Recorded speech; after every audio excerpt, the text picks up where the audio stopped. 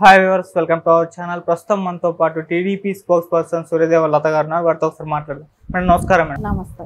Madam, Chandrababu Naidu గారి ప్రజాగలం మరి నిన్న మొదటి రోజు ఎలా సాగింది, మరి దీనిపైన ప్రజల రియాక్షన్ ఎలా ఉంది, జగన్మోహన్ రెడ్డి గారు కూడా దీనిపైన ఎంక్వైరీ చేస్తున్నారు అని కూడా తెలిసింది. మరి మీరేం చెప్తారు మేడం?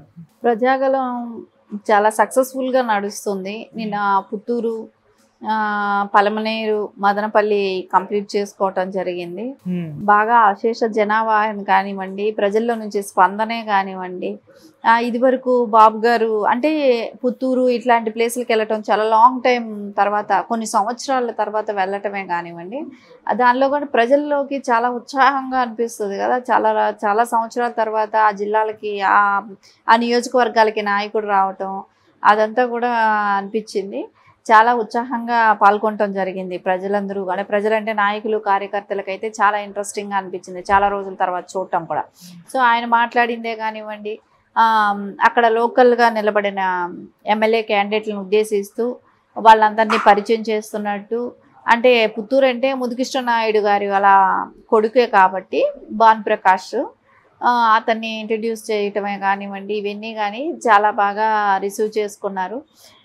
ఖచ్చితంగా ప్రజల్లో కూడా ఒక ఉత్సాహం అనేది మటు కంపల్సరీ. నారా చంద్రబాబు నాయుడు గారు అంటే చాలా రోజుల తర్వాత కూడా ఆ పర్యటన జరగటం, అట్లా రూరల్గా ఉన్న ఏరియాలకు కూడా వెళ్తుండటంతో చాలా ఉత్సాహంగాను, కేడర్లో కూడా ఇంకా స్ఫూర్తితో పనిచేయటానికే కానివ్వండి, ఒక ఉత్తేజం కలిగించడమే కానివ్వండి, చాలా బాగా ఉంది రెస్పాన్స్. మరి దీని పట్ల వైసీపీ వాళ్ళ రియాక్షన్ ఎలా ఉంది మేడం?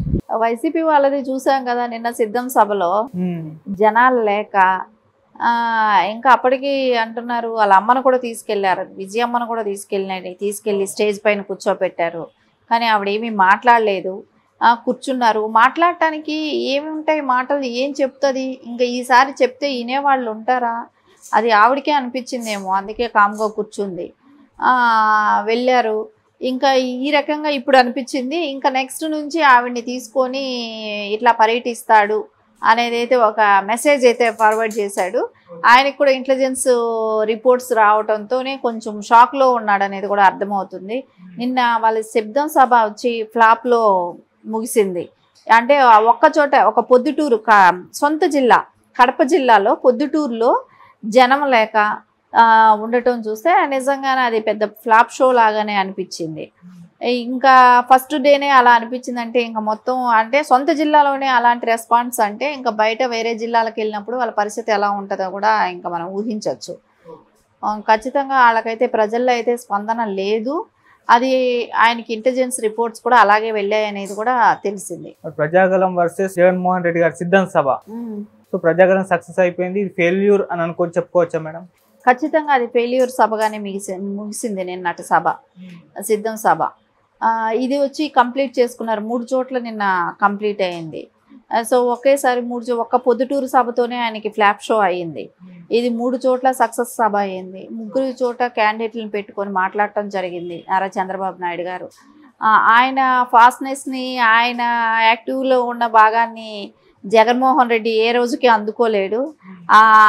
ఆ ఉత్సాహం కానివ్వండి, నారా చంద్రబాబు నాయుడు గారు కష్టపడి పనిచేసేది కానీ, అంతంత జర్నీ చేసేదే కానివ్వండి, ఇవంతా కూడా ఆయనతో పోటీ పడే శక్తి జగన్మోహన్ రెడ్డికి లేదు కూడా. మేడం, ప్రజలు ఎవరు రావట్లేదు సిద్ధం సభకు అంటున్నారు, మళ్ళీ గ్రాఫిక్స్ చేసే ఛాన్స్ ఏమన్నా కనిపిస్తుందా మేడం?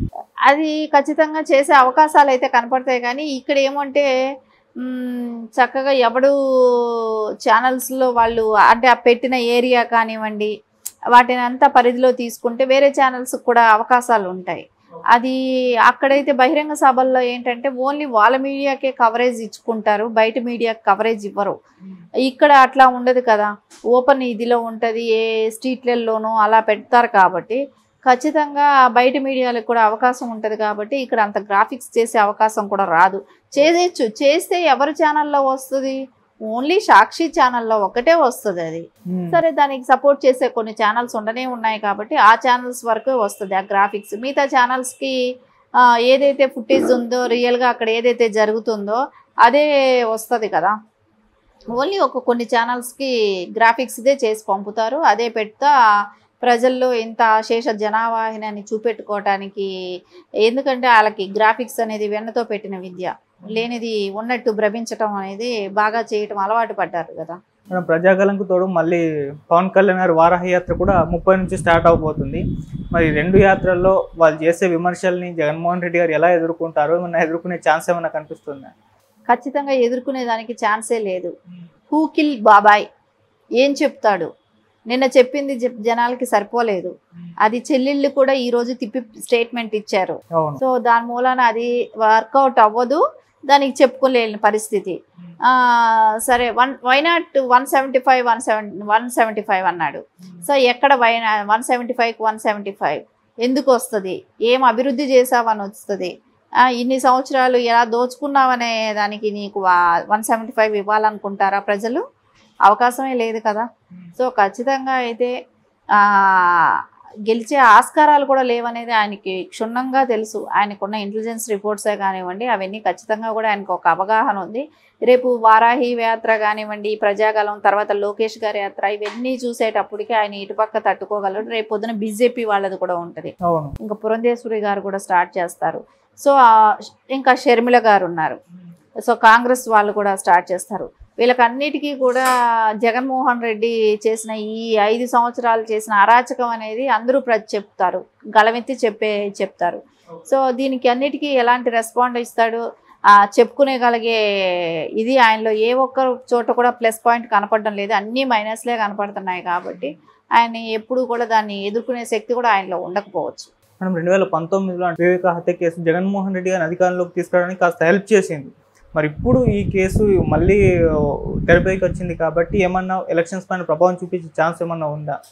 ఖచ్చితంగా అప్పుడు పాజిటివ్ అయింది, ఇప్పుడు నెగిటివ్ అవుతుంది, అంతే జరుగుతుంది. అప్పుడు ఏంటంటే అందరినీ నమ్మించడానికి ట్రై చేశాడు.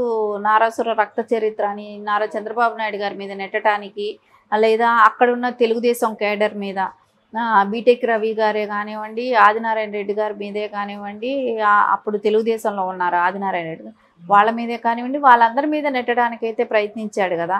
సో ఈ తెలుగుదేశం వాళ్ళ లోకల్ కడప జిల్లాకు సంబంధించిన కేడర్ వాళ్ళు చేశారనేటట్టు కూడా నెట్టడానికి ట్రై చేశాడు. సో ఎలక్షన్స్ దగ్గర ఉన్నాయి కాబట్టి ఆ సింపతి కూడా వర్కౌట్ అయింది. సో ఇప్పుడు ఎవరనేది క్లారిటీ వచ్చేసింది. ఇప్పుడు ఆయన సీఎం చేశారు, సరే ఎవరనేది నువ్వు అరెస్ట్ చేస్తావు, న్యాయం చేస్తావు అనే దానికే సీఎం చేశారు. ఈ 5 ఏళ్ళు నువ్వు సొంత బాబాయిని చంపిన వాడిని ఎవరు అనేది ఇంతవరకు గుర్తించలేదు, పట్టించలేదు అని అన్నప్పుడు వాళ్ళకి నువ్వే కొమ్ముగాస్తున్నావు. వాళ్ళు అరెస్ట్ చేయడానికి వచ్చినప్పుడు వాళ్ళని వెళ్ళనివ్వకుండా నువ్వే లోకల్ పోలీస్తో ఆపుతున్నావు, తల్లి సెంటిమెంట్ పెట్టి అడ్డం పెట్టి వాడుకుంటున్నారు అన్నప్పుడే తెలుస్తుంది దీనిలో పక్క మీ అందరి హస్తం ఉందనేది. ఈరోజు అందరికీ తేటతెల్లం అయిపోయింది. అట్లీస్ట్ వాళ్ళ క్యాడర్ అయినా కూడా, వైసీపీ క్యాడర్ అయినా కూడా దీన్నే చర్చించుకుంటున్నారు, దీని గురించే మాట్లాడుతున్నారు. వాళ్ళకైనా కూడా అనిపిస్తుంది జగన్మోహన్ రెడ్డి గారు వివేక గారి హత్య విషయంలో వాళ్ళ హస్తం ఉందనేది వాళ్ళు కూడా నమ్ముతున్నారు. ఖచ్చితంగా దీనిలో వాళ్ళ హస్తం అయితే ఉందనేది మా ప్రజలందరికీ అనుమానంగానే ఉంది. అనుమానం ఉండటం కాదు, ఖచ్చితంగా ఉంది కూడా. మేడం, ప్రజలు ఎవరు రావట్లేదు సిద్ధం సభకు అంటున్నారు, మళ్ళీ గ్రాఫిక్స్ చేసే ఛాన్స్ ఏమన్నా కనిపిస్తుందా మేడం? అది ఖచ్చితంగా చేసే అవకాశాలు అయితే కనపడతాయి. కానీ ఇక్కడ ఏమంటే చక్కగా ఎవడు ఛానల్స్లో వాళ్ళు అంటే పెట్టిన ఏరియా కానివ్వండి వాటిని అంతా పరిధిలో తీసుకుంటే వేరే ఛానల్స్కి కూడా అవకాశాలు ఉంటాయి. అది అక్కడైతే బహిరంగ సభల్లో ఏంటంటే ఓన్లీ వాళ్ళ మీడియాకే కవరేజ్ ఇచ్చుకుంటారు, బయట మీడియాకి కవరేజ్ ఇవ్వరు. ఇక్కడ అట్లా ఉండదు కదా, ఓపెన్ ఇదిలో ఉంటుంది, ఏ స్ట్రీట్లలోనూ అలా పెడతారు. కాబట్టి ఖచ్చితంగా బయట మీడియాలకు కూడా అవకాశం ఉంటుంది. కాబట్టి ఇక్కడ అంత గ్రాఫిక్స్ చేసే అవకాశం కూడా రాదు. చేయొచ్చు, చేస్తే ఎవరి ఛానల్లో వస్తుంది? ఓన్లీ సాక్షి ఛానల్లో ఒకటే వస్తుంది. అది సరే, దానికి సపోర్ట్ చేసే కొన్ని ఛానల్స్ ఉండనే ఉన్నాయి కాబట్టి ఆ ఛానల్స్ వరకు వస్తుంది ఆ గ్రాఫిక్స్. మిగతా ఛానల్స్కి ఏదైతే ఫుటేజ్ ఉందో రియల్గా అక్కడ ఏదైతే జరుగుతుందో అదే వస్తుంది కదా. ఓన్లీ కొన్ని ఛానల్స్కి గ్రాఫిక్స్దే చేసి పంపుతారు, అదే పెడతా ప్రజల్లో ఇంత అశేష జనావాహిని చూపెట్టుకోవటానికి. ఎందుకంటే వాళ్ళకి గ్రాఫిక్స్ అనేది వెన్నతో పెట్టిన విద్య, లేనిది ఉన్నట్టు భ్రమించటం అనేది బాగా చేయటం అలవాటు పడ్డారు కదా. Okay madam, thank you so much. Thank you.